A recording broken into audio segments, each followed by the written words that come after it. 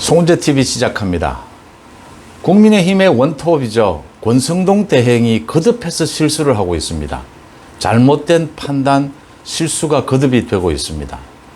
권성동 대행 체제로 이대로 가서는 안 된다. 하루빨리 권성동 대행 체제를 바꿔야 한다는 목소리가 커지고 있습니다.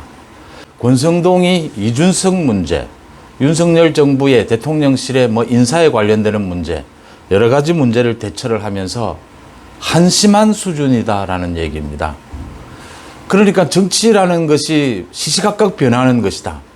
정말 어제 다루고 오늘 다른 것이 정치 현실인데 권성동 대행이 전혀 어떤 순발력도 보여주지 못하고 메시지 능력도 전혀 보여주지 못하고 있다. 여기에는 권성동의 판단력이 흐린 부분, 권성동이 자만에 빠진 부분, 자기 욕심만을 앞세우는 부분, 권성동은 원내대표로서 정리를 해야 한다. 이제 국민의힘의 새로운 길을 모색하는 부분은 빠른 결단이 필요하다. 결단은 역시 윤석열 대통령의 몫입니다.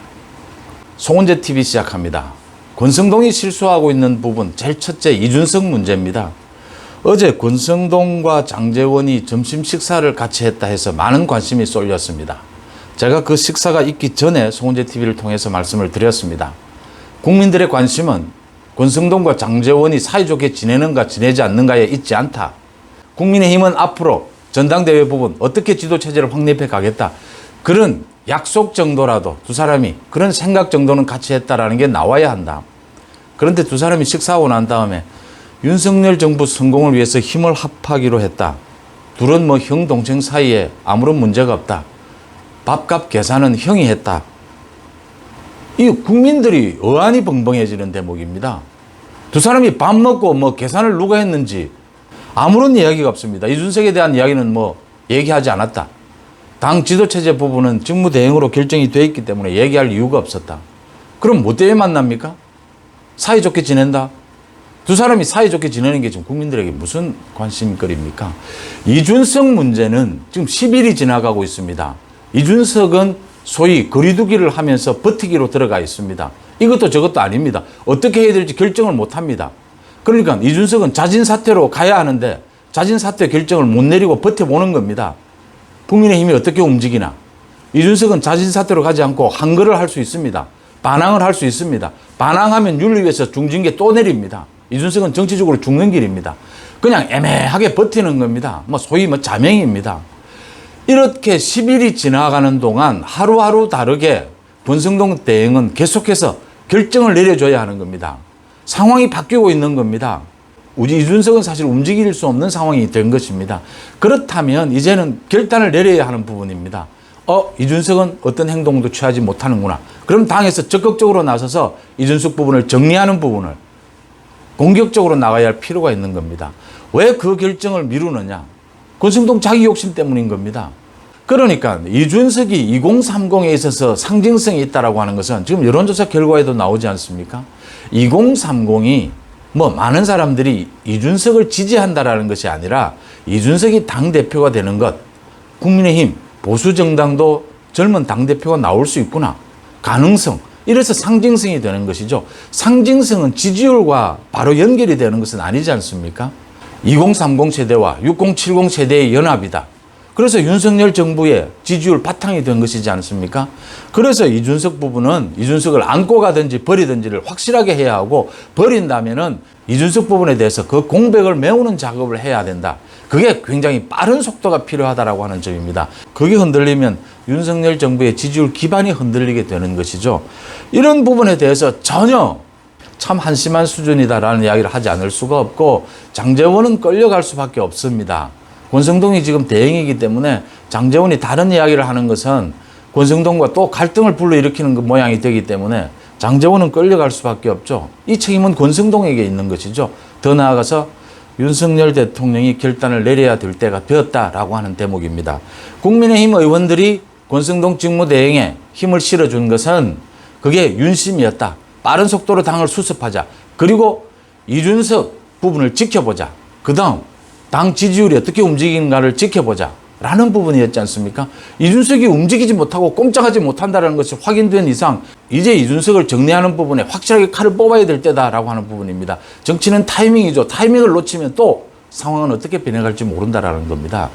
이 대목에서 대통령실에 그 지인이 임용이 됐다 이 논란을 두고 권성동이 자신이 추천한 사람이다라고 이야기를 하면서 자신이 추천한 사람인데 대선에서 공헌을 한 젊은이기 때문에 대통령실에 임용했다. 그러면 끝날 문제를 9급 공무원으로 임용해서 서운하다. 7급도 아니고 9급은 뭐 최저임금 정도인데 그래가 서울 생활 하겠느냐.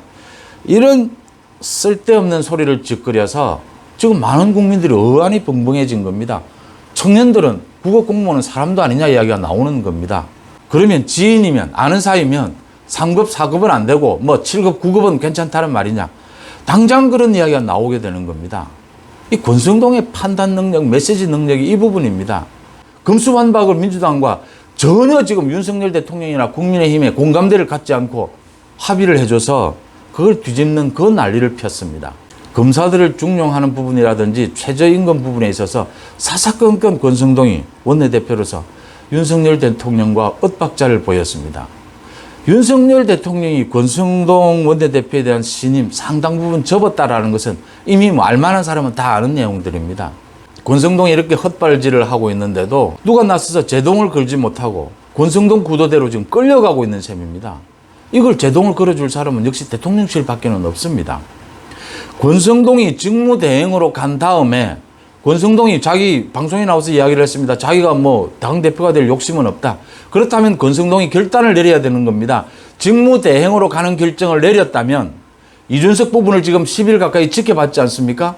그러면 10일이 지났으면 이제 또 다른 결단을 내려야 되는 시점이다 라고 하는 것입니다. 그런데 계속해서 실수를 하고 있습니다.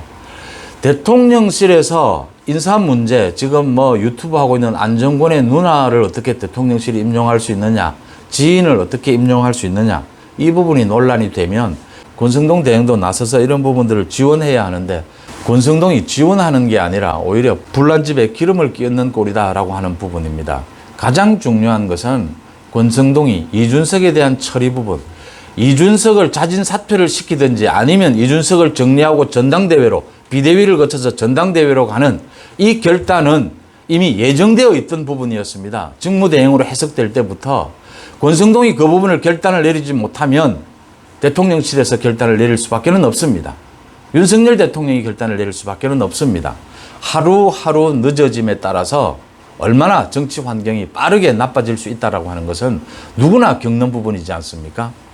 지금 권성동이 장제원과 함께 밥 잘 먹었다 할 때입니까 지금?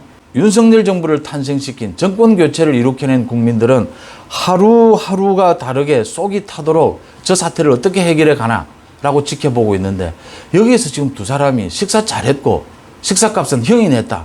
지금 이러고 있을 때냐라는 부분입니다. 권성동은 안 된다라고 하는 부분입니다. 권성동은 다시 원내대표로 정리를 하고 이 부분을 권성동이 정리하지 못하면 이준석 부분 정리는 지금이 타이밍이다. 권성동이 정리하지 못하면 이건 윤석열 대통령이 나설 수밖에 없다라고 하는 대목입니다.